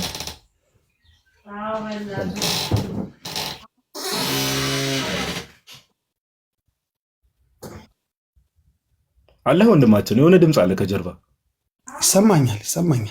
ኦኬ መጽሐፍ ቅዱስ ላይ እናወራ አልከኝና መጽሐፍ ቅዱስ ላይ ማቴዎስ ወንጌልን ታውቀዋለህ አይደል? ይሰማኛል ጋዴ እያዳመጥኩ ነው። ረፍዶ ነው መሰለኝ የሚደርሰው አንተ ጋር። አሁን ይሰማል እምለው ነገር ይሰማል አሁን? አዎ ይሰማኛል። መጽሐፍ ቅዱስ ላይ እናወራ ብለኸኛል አይደል? አዎ ከአራቱ ወንጌላት ውስጥ አንዱ ወንጌል ማቴዎስ ወንጌል ነው አይደል? አዎ ማቴዎስ እንደጻፈው በምን አወቅ? መጽሐፍ ቅዱስ ስለሚል እንግዲህ መጽሐፍ ቅዱስን የማምን ስለሆንኩ መጽሐፍ ቅዱስ ራሱ ማቴዎስ የጻፈው ነው። ካኖን መጽሐፍ ካኖን ደረግ ሁላችንም የቱ ጋር ነው የሚለው? ጥቅሱን ንገረኝ። ማቴዎስ ወንጌልን ማቴዎስ የጻፈው የሚለው ጥቅሱን ንገረኝ። የቱ ጋር ነው የሚለው? የማቴዎስ ወንጌል ይላል ራሱ የማቴዎስ ወንጌል። እሱማ የህትመት ጉዳይ እኮ ነው። እሱ ህትመት ላይ ሰዎች ሲጽፉ ስም ይሰጡታል፣ ሲታተም ይሰጣል። እኔ አሁን አንተ ጸሐፊው ማቴዎስ ለምሳሌ ሮሜ መልእክትን ብትመለከት ሐዋርያ ሊሆን የተጠራ የኢየሱስ ክርስቶስ ባሪያ ጳውሎስ በነቢያቱ አፍ በቅዱሳን መጻሕፍት አስቀድሞ ተስፋ ለሰጠው ለእግዚአብሔር ወንጌል የተለየ እያለ ጸሐፊው ጳውሎስ እንደሆነ ይናገራል አይደል? መግቢያው ላይ ሌሎች መልእክታት ላይም ለምሳሌ ጳውሎስ እሱ እንደጻፈው ይናገራል። አሁን የኔ ጥያቄ ማቴዎስ ወንጌልን ማቴዎስ እንደጻፈው በምን አወቅ? እኮ ልክ እንደዚሁ መግቢያው ላይ ማቴዎስ ጳውሎስ የጻፈው ጴጥሮስ የጻፈው ተብሎ እንደሚነገር እዚሁ ላይ ቅዱስ ማቴዎስ እንደጻፈው ይላል። እሺ ማቴዎስ ወንጌል ምዕራፍ 1 ላይ እንደዚህ ይላል። እሺ የቱ ጋር እንደሆነ ትነግረኛለህ? እስከ ቁጥር 3 አነብልሃለሁ። ማቴዎስ ወንጌል ምዕራፍ 1 ቁጥር 1 ላይ እንደዚህ ይላል። የዳዊት ልጅ የአብርሃም ልጅ የኢየሱስ ክርስቶስ የትውልድ መጽሐፍ። አብርሃም ይስሐቅን ወለደ፣ ይስሐቅ ያዕቆብን ወለደ፣ ያዕቆብ ይሁዳና ወንድሞችን ወለደ፣ ይሁዳም ከትዕማር ፋሬስና ዛራን ወለደ እያለ የዘር ሐረግ ነው የሚዘረዝረው። እዚህ ጋር ሙሉ ምዕራፍ 1ን እያየሁት ነው። ማቴዎስ እንደጻፈው ምንም የሚያሳይ ነገር የለም። እሺ የጌታችን የኢየሱስ ክርስቶስ ወንጌል ቅዱስ ማቴዎስ እንደጻፈው ይላል ከላይ ምኑ ላይ? እሱን ሰዎች ናቸው እኮ እንጂ መጽሐፉ እሱ እሺ ጥቅሱን ነገረኝ። አሁን እንደዛ የሚልበት እንዴ ጋር ያው ዝም ብሎ የመደራረቅ ንግግር ካልሆነ በስተቀር ጥቅሱን ነገረኝ። ጌታ ምስክሬ ነው። የመደራረቅ ነው። ጥቅሱን ነገረኝ። በቪዲዮ ላሳየ ህትመቱ ላይ ያለው ነው እንዴ የምትለኝ? ከላይ እሱን አይደለም እኮ ነው እያልኩ ያለው። እሺ በቃ ህትመት ማለት ጽሁፍ ይኸው ምንድን ነው የሚለው ይሄ? እሺ አይ ጥያቄን የተረዳው አልመሰለኝ። እሺ ችግር የለውም። ጥያቄን አልተረዳሁም። እኔ ስጠይቅ የነበረው አሁን አንተ አይደለም ምናልባት ይሄንን እንዲህ ብያ ያው ምንድን ነው የሚለው? እሱ የመጽሐፍ ቅዱሱ ክፍል ነው እንዴ? ሲጀምር ሰዎች ሲያሳትሙት እኮ ነው ከላይ እንደዛ ብለው የጻፉት። ማቴዎስ ሰው አይደለም እንዴ? ሰዎች ከጻፉት ተብሎ ማቴዎስ ሰው አይደለም እንዴ? መልአክ ነው። እዮባ ቀጥል። በቃ ሌላ ጥያቄ ካለ ወንድማችን ሀሳቤን ያገኘው አልመሰለኝም። ጥያቄን እሺ ቀጥል እዮባ። ከመሰረተ ክርስቶስ ነው አንድ ሁለት ጥያቄ የምታነሳለህ ከሆነ እድል ልስጥህ።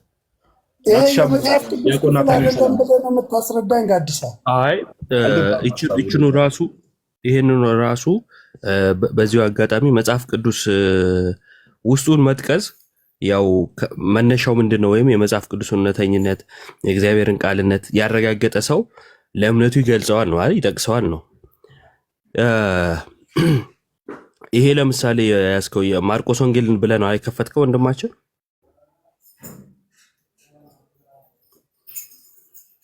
ጉልበት ነው የሚታየኝ። መዳን ለሁሉ ይሰማል። ሚዩት ላይ ነው። መጽሐፉ የሚለው ቅዱሱ ማቴዎስ እንደጻፈው ብሎ ስለሚጀምር ይሄ ማቴዎስ እንደጻፈው መጽሐፍ ቅዱስ ላይ ያገኘ ነው የመጽሐፉ ክፍል ነው። ስለዚህ ማቴዎስ የሚያስብለን አንዱ ይሄ ነው። ከዛ የእግዚአብሔር ቃል ነው።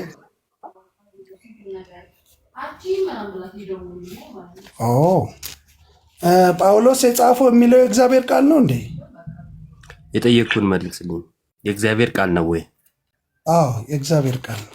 በምን አወቅ?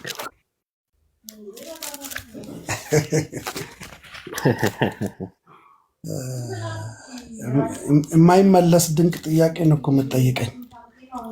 ኦኬ፣ አይመለስ። የእግዚአብሔር ቃልነቱን ሳታቅ ነው የምትጠቅሰው? ስላወቅኩ ነው የነገርኩህ እንጂ ሳላቅ ካወቅ አሳውቀኝ እኮ ነው የጠየቅኩህ። ለምንድን ነው የማይመለስ ያልከኝ ታዲያ? መጽሐፍ ቅዱስ ላይ የተጻፉ ቃላቶች የሰው ቃል አለበት፣ የሰይጣን ቃል አለበት፣ የእግዚአብሔር ቃል አለበት። ጀነራሊ አስጨርሰኝ። የምን ቃል አለበት ብዬ አልጠየቅኩም። የእግዚአብሔር ቃል ነው ወይ ብለህ ጠየከኝ። የእግዚአብሔር ቃል ነው ወይ ብለህ ጠየከኝ። አሁን እያንዳንዱን የምንፈልጋቸውን ቃላቶች ስንጠቅስ ለይተን እንድናውቅ ወይም ሰው እንዲያውቅ ከተፈለገ አልጠየቅኩም። እኔ አልጠየቅኩም። እኔ የጠየቅኩት የእግዚአብሔር ቃል ነው ወይ ነው። አዎ ካልከኝ ማስረጃ እንዴት አወቅ? ማስረጃ ምንድን ነው ብቻ ነው ያልኩ። የሰይጣን ቃል አለ ብትለኝ አልጠየቅኩም። እሺ እንግዲህ የእግዚአብሔር ቃል ለመሆኑ ማስረጃ መጽሐፍ ቅዱስ ላይ ስላለ ነው። የትኛው ክፍል? መጽሐፍ ቅዱስ የእግዚአብሔር ቃል የትኛው ክፍል? ማስረጃ የትኛው ክፍል ነው? እንግዲህ መጽሐፍ ቅዱስ ላይ ማቴዎስ የጻፈው የሚል ቃል ካገኘው መጽሐፍ ቅዱስ ላይ የተገኘ ቃል ስለሆነ የእግዚአብሔር ቃል ነው። እሺ በቃ እናመሰግናለን። እናመሰግናለን። ሌላ ጊዜም አትጥፋ፣ እናወራለን። በቃ አይ ቲንክ በቃን ጋዲ በቃን። አይ እኔ እኮ ልጠይቅ ነበር። እሺ መሰረተ ክርስቶስ አንድ የመጨረሻ ጥያቄ ልጠይቅሽ። ያው እንግዲህ ለምን ጋዲ እስቲ ቆይ ጋዲ መቼም ቆይ ጋዲ አንዴ ከመጠየቅ በፊት ቆይ ሪፎርም ቴዎሎጂያንን ታውቃቸዋለህ? ሪፎርም ቴዎሎጂ የሚቀበሉትን ወይ ደግሞ እነዚህ ዌስት ሚኒስተር ኮንፌሽን ኦፍ ፌዝ ዌስት ሚኒስተር ኮንፌሽን ኦፍ ፌዝ የእምነት መግለጫ እንደ እምነት መግለጫ አድርጎ የሚቀበሉትን ካልቪኒስቶች ማለት ነው። ማጆሪቲ ካልቪኒስቶች ተቀበላቸው። ታውቃቸዋለህ? የእምነት መግለጫቸው ላይ ምን የሚል ነገር እንመለከታለን መሰለህ? ዌስት ሚኒስተር ኮንፌሽን ኦፍ ፌዝ ላይ ቻፕተር 3 ላይ ጋድስ ኢተርናል ዲክሪስ ወይ ደግሞ የእግዚአብሔር ዘላለማዊ ድንጋጌ በሚለው ውስጥ ቁጥር 3 ላይ ምን ይላል? ቻፕተር 3 ቁጥር 3 ላይ እግዚአብሔር አማርኛውን ላንብብል፣ እንግሊዘኛውንም ቅድም ሳሳይ ነበር ሜቢ ተከታትለህ ከሆነ አምናሹር እንዲህ የሚል ቃል አለ። በእግዚአብሔር ድንጋጌ የእምነት መግለጫቸው ላይ ነው የተቀመጠው። በእግዚአብሔር ድንጋጌ ለክብሩ መገለጫ አንዳንድ ሰዎችና መላእክት ለዘላለም ሕይወት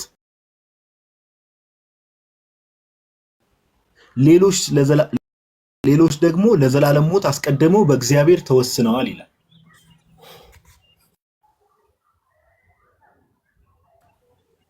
ሰምተኛል ያልኩት ተቋርጦ ነበር። እኔ ጋር ድገም ውስጥ ላንብብልሽ። ምን ይላል መሰለህ?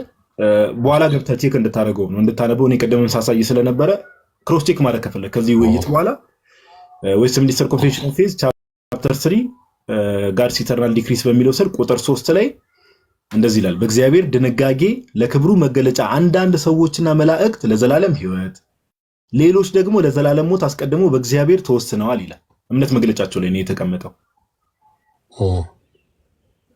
ይሄ ትምህርት እንዴት ታየዋለህ? ቀድሞ የተወሰኑ ሰዎችና መላእክት አሉ።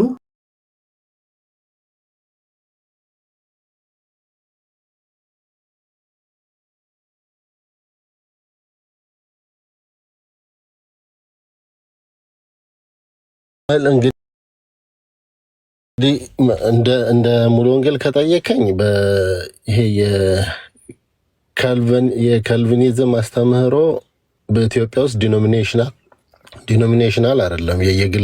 ግለሰቡ የራሱን ቪው ይዞ ነው እንጂ እንትን የሚለው አንድን ቸርች ይሄ ካልቪኒስት ነው ማለት አችልም። ምናልባት ከቅርብ ጊዜ ቸርቾች ሊኖሩ ይችላል። ትምህርቱ ክርስቲያናዊ ትምህርት ነው ወይ? እኔ ጥያቄ ትምህርቱ ነው። እኔ ካልቪኒስት አይደለሁ። ትክክለኛ ክርስቲያናዊ ትምህርት ነው ብለህ ታስባለህ? ያንተን እምነት ንገረኝ። እኔ ትክክለኛ አይደለም ብዬ ነው ማስበው። መጽሐፍ ቅዱሳዊ አይደለም ብዬ ነው ማስበው። እንደዚህ ካልክ ችግር የለው፣ ወደሚቀጥለው እናልፋለን። በጣም ጥሩ። ለምን መሰለ ይሄ አንተም እንዳልከው ምን ያደርጋል መሰለ ሰዎችና መላእክት ለዘላለም ሕይወት ቀድሞ ተወስነዋል። ሰዎችና መላእክት ደግሞ ለዘላለም ሞት ተወስኗል ከተባለ ሰይጣንም ደግሞ ቀድሞ ተወስኖበታል ወደሚል ትምህርት ያመራናል አይደል? የሰይጣንን አላውቅም። ሰዎች ግን ቀድሞ ለመዳንና ለጥፋት ቀድሞ ተወስኗል ብሎ ያምናሉ። አይ ሰዎችና መላእክት እኮ ነው የሚለው። ቅድም ሳነብልህ ሰምተኛል። ሰዎችና መላእክት ነው የሚለው። ሰዎች እሱን ኮንፌሽን አንብቤው አላውቅም። አሁን አንተ ስትል ነው የምሰማው። የእሱን ኮንፌሽን አውቀዋለሁ። ኤኒዌይስ እኔ ስለማልቀበለው እንለፈው። ከዚህ ስትወጣ ግን አሁን ከነዚህ ሰዎች ጋር እንደዚህ አይነት እምነት ካላቸው ሰዎች ጋር አብራችሁ ወንጌል አማኝ ቃለ ሕይወት ባይዘው ይሄንን ትምህርት እንደምትቀበል አታውቅም? ኢትዮጵያ ውስጥ ዲኖሚኔሽናል አይደለም ካልቪኒዝም። ኖ እንደ ቃለ ሕይወት አይደለም። ኢትዮጵያ ውስጥ ዲኖሚኔሽናል አይደለም። በቃ አይ ቃለ ሕይወት ሰርቶ አትቀበለውም ይሄንን ትምህርት? ኖ አልኩ እኮ ኢትዮጵያ ውስጥ ዲኖሚኔሽናል አይደለም። ቃለ ሕይወት ካልቪኒስት ናት ማለት አችልም። አይ ቃለ ሕይወት ሰርቶ አትቀበለውም ነው የኔ ጥያቄ። ቃለ ሕይወት ውስጥ የሚቀበሉ ሰዎች በብዛት አሉ እንጂ ዲኖሚኔሽናል አይደለም የሚያስተምረው። በብዛት በጣም ማጆሪቲው ሲጀመር ይሄንን ትምህርት የሚቀበሉ ናቸው ቃለ ሕይወት ውስጥ ያሉት። ችግር የለውም። አንተም ኮንፌስ ስላደረከው ወደሚቀጥለው ጥያቄ እንሂድ። እኔ አንድ ጥያቄ ጠይቀና ለወንድሞችም እድል ሰጣለሁ። ከሙሉ ወንጌል የመጣሁት ብለኛል አይደል? አዎ። ሙሉ ወንጌል መች ነው ኢትዮጵያ ውስጥ የገባችሁ ቸርቿ? 1940 ምናምን እስከ 1961 ባለው ጊዜ ውስጥ 1940 ምናምን እስከ 1960 which means የዛሬ 70 ዓመት አካባቢ ማለት ነው። እንደዛ አካባቢ። አዎ። የኔ ጥያቄ ሜቢ ከሙሉ ወንጌል ቀድማ ኢትዮጵያ ውስጥ የምትታወቀው ሜቢ በእድሜ ደረጃ ልትበልጣት የምትችለው መካነ ኢየሱስ ናት አይደል? መካነ ኢየሱስ ሕይወት ብርሃን ምናምን ያ ሰዎች ከዛ በፊት ሲድኑ ወዴት ነበር የሚጨመሩት? እነዚህ ቸርቾች ኢትዮጵያ ውስጥ ከመምጣታቸው በፊት እርግጠኛ ነኝ መካነ ኢየሱስን በዛ ከተባለ ከ80 ከ90 ዓመት በላይ አይሆናትም። ከዛ በፊት ሰዎች ሲድኑ ወንጌል ሲሰበክላቸው ወደ የትኛው ህብረት ነበር የሚጨመሩት? ከዛ በፊት ወንጌል በይፋ አይሰበክም ነበር።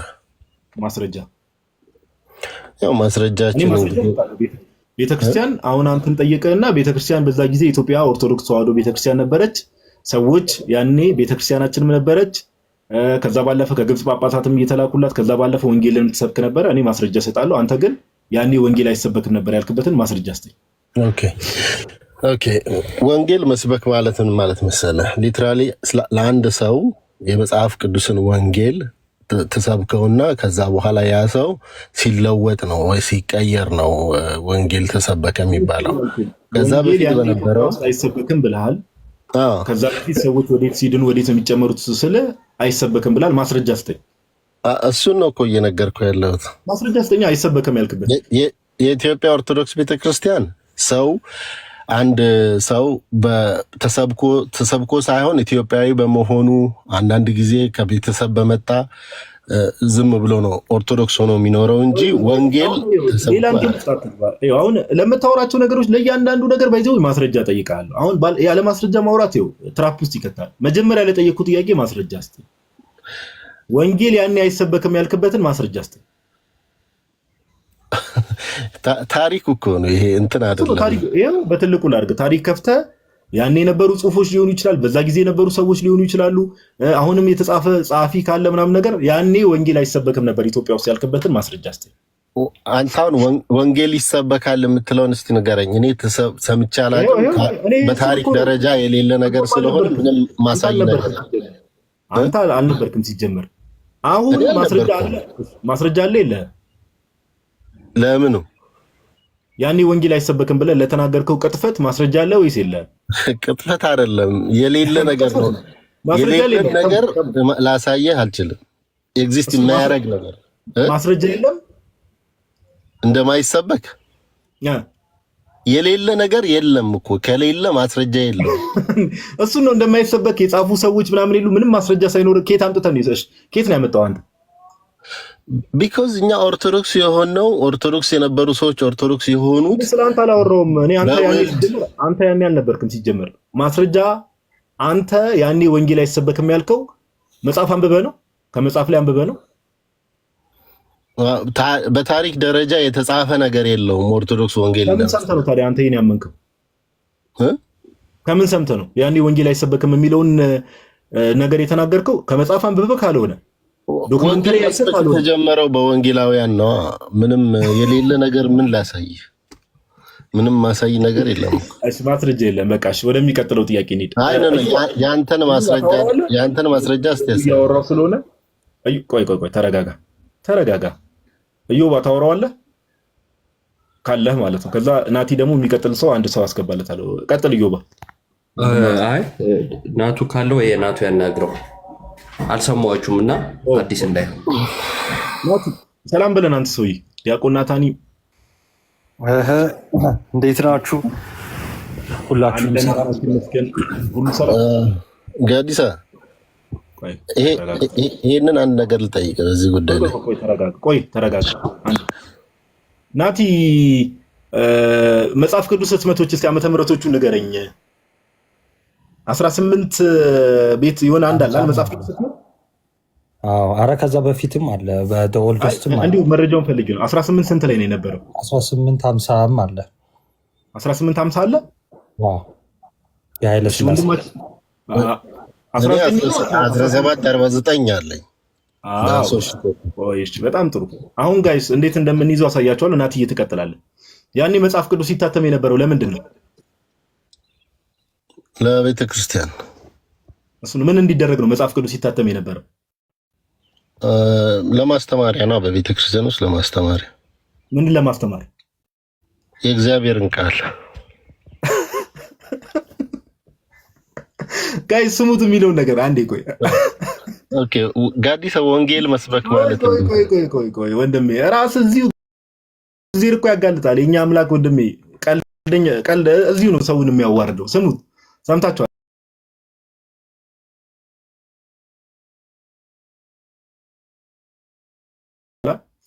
1749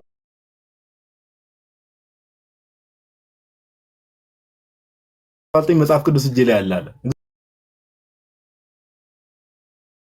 እግዚአብሔር ይስጥ። ራስን እዚሁ ትራፕ ውስጥ ገታለህ። ያኔ መጽሐፍ ቅዱስ ለምን ነበር የሚታተመው ሲባል ለማስተማር። ምንን ለማስተማር? የእግዚአብሔር ቃል። የእግዚአብሔርን ቃል ቤተክርስቲያን ታስተምር ነበር። ነገር ግን ወንጌል አሰብክም። ወንጌል መስበክ ማለት እንዴት ነው ጋዲሳ? በአንተ ኢትዮጵያዊ ቆይ እመጣልሃለሁ። ኢትዮጵያዊ ጃንደረባ አሁን ራሱ ሰው ታች ያለ ሰው ይታዘብ፣ እኔ ችግር የለውም። ኢትዮጵያዊ ጃንደረባ ፊሊጶስ ለኢትዮጵያዊ ጃንደረባ ወንጌል ነው የሰበከለት ወይስ የእግዚአብሔር ቃል ነው ያስተማረው?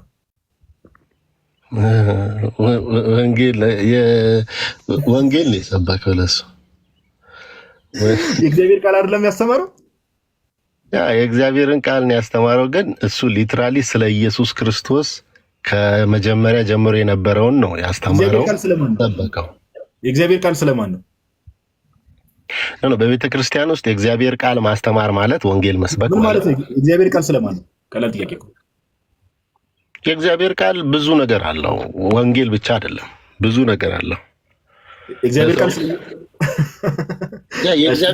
የእግዚአብሔር ቃል ሁሉ እኮ ወንጌል አለው። ወንጌል የሆነ ቅርቃር ውስጥ ገብታል። ራስህ ሲያቀብጥ ቤተክርስቲያን ያኔ ብለህ የማይሆን ነገር ቀባጠርክ። ልሰማ ፈቃደኛ ብትሆን አንዴ ልሰማ ፈቃደኛ ብትሆን ካልማ ይላሉ ስፓኒሾች። ምን ይላሉ መሰለህ? ካልማ ይላሉ። ተረጋጋ ማለት ነው። ረጋ በል። አሁን የሆነ የማይሆን ቅርቃር ውስጥ ገባ። መጨረሻ ላይ ጭራሽ ምን ልትል ነው? የእግዚአብሔር ቃልና ወንጌል ይለያያሉ ልትለን። ኦኬ የእግዚአብሔር ቃል እንደሱ ሳይሆን ያልኩ አንድ አይነት ናቸው። የእግዚአብሔር ቃል ላይ አሁን በቤተ ክርስቲያን ውስጥ የሚሰጠው አንድ አይነት ናቸው። የእግዚአብሔር ቃልና ወንጌል ሰማኝ። አዎ ወንጌል እኮ የእግዚአብሔር ቃል ነው። ግን በቤተ ክርስቲያን ውስጥ ላሉ ሰዎች የሚሰጠው ትምህርትና ወንጌል የሚሰበከው እግዚአብሔርን ለማያውቁ ሰዎች የሚሰበከው ወንጌል አንድ አይነት አይደለም። ስለ ሥላሴ ማስተማር ወንጌል ነው አይደለም? ኖ ስለ ሥላሴ ቴዎሎጂ ነው እንጂ ወንጌል አይደለም። ስለ ሥላሴ ማስተማር ወንጌል አይደለም? አይደለም። ወንጌል ስለ ልጁ ስለ ኢየሱስ ክርስቶስ ነው።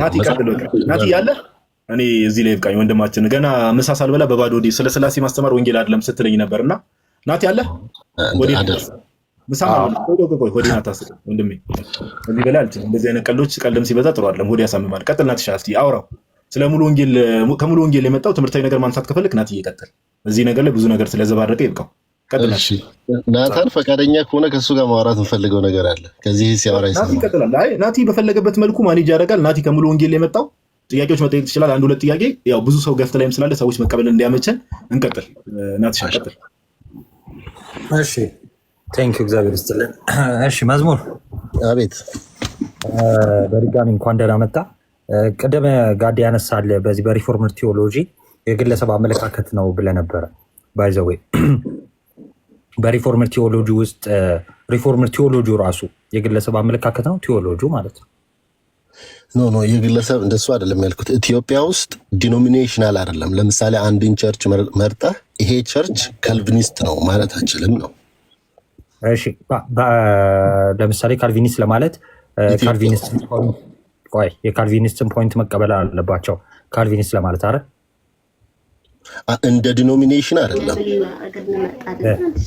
የሚቀበሉት፣ እንደ ዲኖሚኔሽን አይደለም። ለምሳሌ ያህል የቸርቹ ለምሳሌ ዋናው መሪ ካልቪኒስት ሊሆን ይችላል። ቸርች ውስጥ አብዛኛው ሰዎች ካልቪኒስት ሊሆኑ ይችላሉ። ግን ምን ያደርጉታል መሰለ ያ ወይ መዝሙር ቆይ ስለ ሰውየው ሳይሆን አሁን ስለ ካልቪን አይደለም እያወራ ያለሁት። አሁን የተነሳው ዌስትሚኒስተር ኮንፌሽን የሚሆን ሌሎቹ ኮንፌሽኖች የሪፎርምድ ቴዎሎጂ ኮንፌሽኖች ናቸው አይደል? አዎ አይደለ? እንደ ዲኖሚኔሽን ነው የሚቀበሉት አይደለም? ኮንፌሽኑ ካልቪንን አላልኩም፣ ኮንፌሽኑን ራሱ ማለት ነው።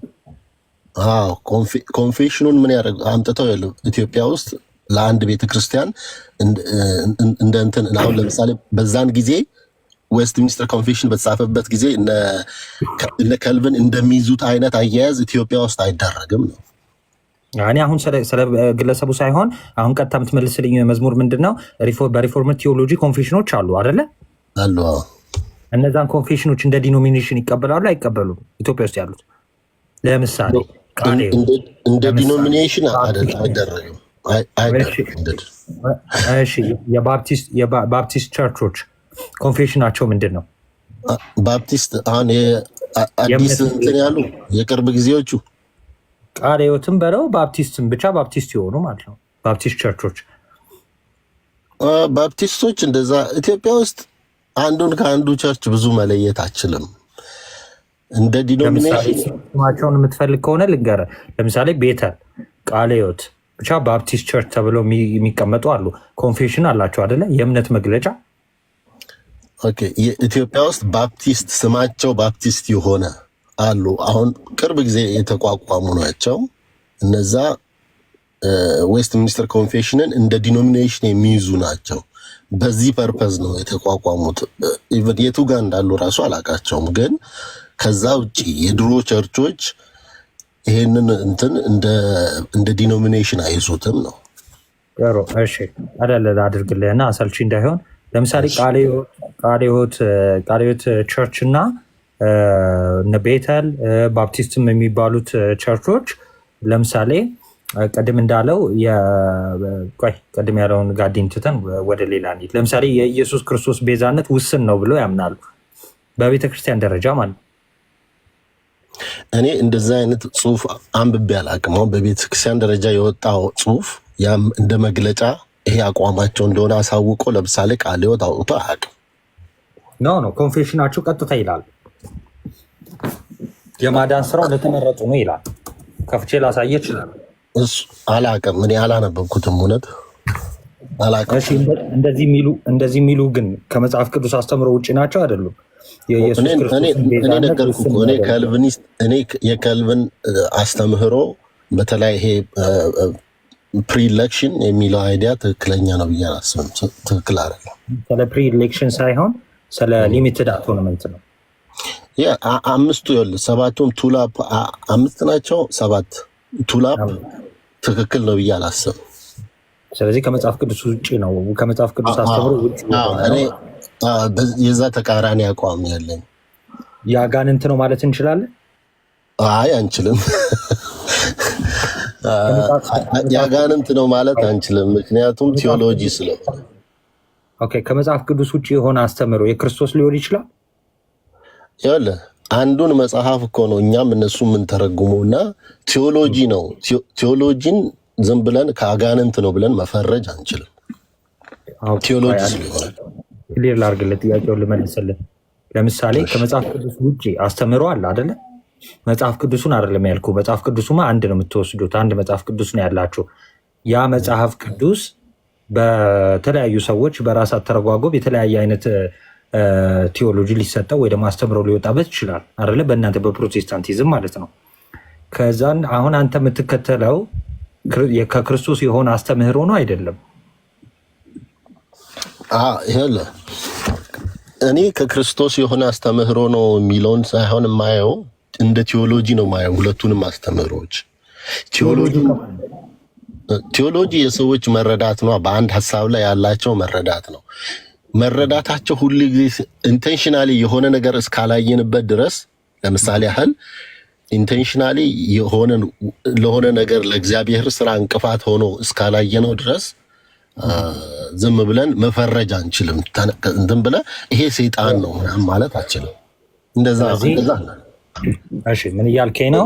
ስለዚህ ለሰዎች እንቅፋት ከሆነ ወይ ደግሞ ከመጽሐፍ ቅዱሱ አስተምህሮ የሚቃረን ከሆነ ያኔ አጋንንት ማለት እንችላለን ነው የምትለኝ አይደለ?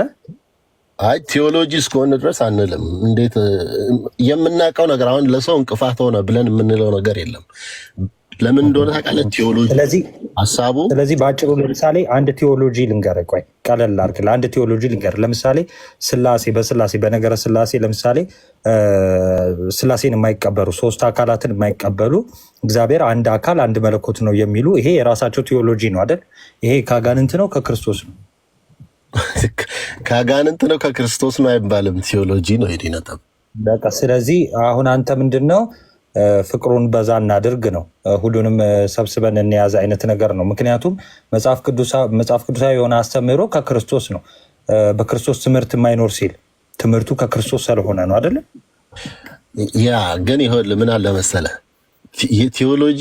በቴዎሎጂ አንድን ነገር በመጽሐፍ ቅዱስ ውስጥ ሰዎች በተለያየ መንገድ ሊረዱ ይችላሉ። አሁን ይኸውልህ ስህተትም ሊሆን ይችላል፣ ትክክልም ሊሆን ይችላል።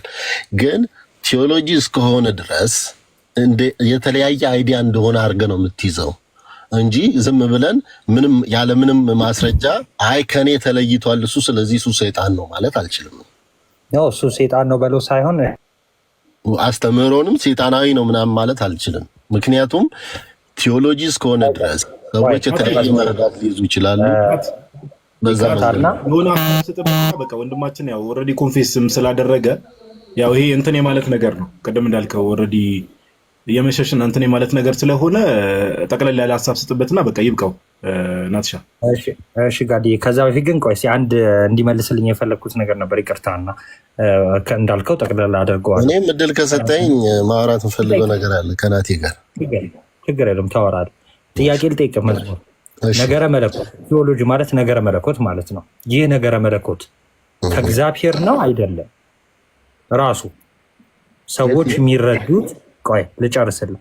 ሰዎች የሚረዱት አሁን ይሄ ነገረ መለኮት ስለ እግዚአብሔር ጥበብ ሊሆን ይችላል፣ ስለ እግዚአብሔር መገለጥ ሊሆን ይችላል፣ ስለተለያየ የያዘ አስተምህሮ ነው። ይህ ግን ከእግዚአብሔር ውጭ ሊሆን ይችላል ራሱ ማለት ነው። ነገረ መለኮቱ እግዚአብሔር ከገለጠው ውጭ እግዚአብሔር ካስተላለፈው ወይ ደግሞ ለቅዱሳን ከተሰጠው ውጭ ቴዎሎጂ ሊኖር ይችላል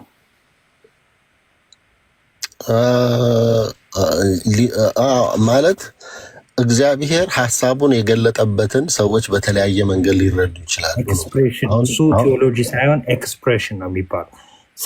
ኤክስፕሬሽንም ሊሆን ይችላል፣ ስፔኩሌሽንም ሊሆን ይችላል። ለምሳሌ አለንበልና መዝሙር ስለ ስፔኩሌሽንም ስለ ኤክስፕሬሽንም አላወራውም። ያወራ ነው ስለ ቴዎሎጂ ነው። ቴዎሎጂው ከእግዚአብሔር ውጭ ሊሆን ይችላል ወይ? ራሱ በምንም ኤክስፕሬስ ይደረግ በምንም ስፔኩሌት ይደረግ። እሱ የጠየቅኩ ግን ምንድነው ጥያቄ ራሱ ቴዎሎጂው ራሱ አሁን ለምሳሌ በነገረ ስላሴ የሚሆን በነገረ ድህነት እግዚአብሔር ከገለጠው ለቅዱሳን ከተሰጠው ውጭ ቴዎሎጂ አለ ሰዎች ቢውልድ የሚያደርጉት? አዎ ሊኖር ይችላል። የስ ለምሳሌ እግዚአብሔር ከሰጠው ውጭ አንድ ቴዎሎጂ ንገረኝ። እግዚአብሔር ከሰጠው ውጭ ኦኬ። በእኔ መረዳት ለምሳሌ ያህል ኦንሊ ጂሰስ አስተምህሮ ወይም ደግሞ ዋነስ አስተምህሮ የሰው ትምህርት ነው ብዬ ነው የማስበው። ስለዚህ እሺ አሁን በቃ ቆንጆ መጣህልኝ። ስለዚህ የሰው ትምህርት አለ፣ ከዛ ደግሞ የክርስቶስ ትምህርት የእግዚአብሔር ትምህርት አለ ማለት ነው። አዎ እንደዛ ይኖራል። ቴዎሎጂ ላይ የቱ ነው የሚያድነው? ቴዎሎጂ አይደለም የሚያድነው፣ በቴዎሎጂ አይዳንም። በቃ በኢየሱስ ክርስቶስ በማመን ነው የሚዳነው። ይበቃል። በቃ መዝሙሬ እንደው መጨረሻ ላይ በቴዎሎጂ አይደለም ኦንሊ ጂሰሶች ከሰው የሆነ ቴዎሎጂ ነው የያዙት አልክና በቴዎሎጂ ብሎ ይጠይቃል። በቴዎሎጂ አይደለም የሚዳነው በኢየሱስ በማመን ነው የሚዳነው አልክ። በቃ ኤኒዌይስ ናቲ አይ ቲንክ ፕሩፍ ማድረግ ይበቃል። መዝሙሬ በጣም ብዙ ሰዓት ሰጥተናል። ይበቃል። እናመሰግናለን ወንድማችን።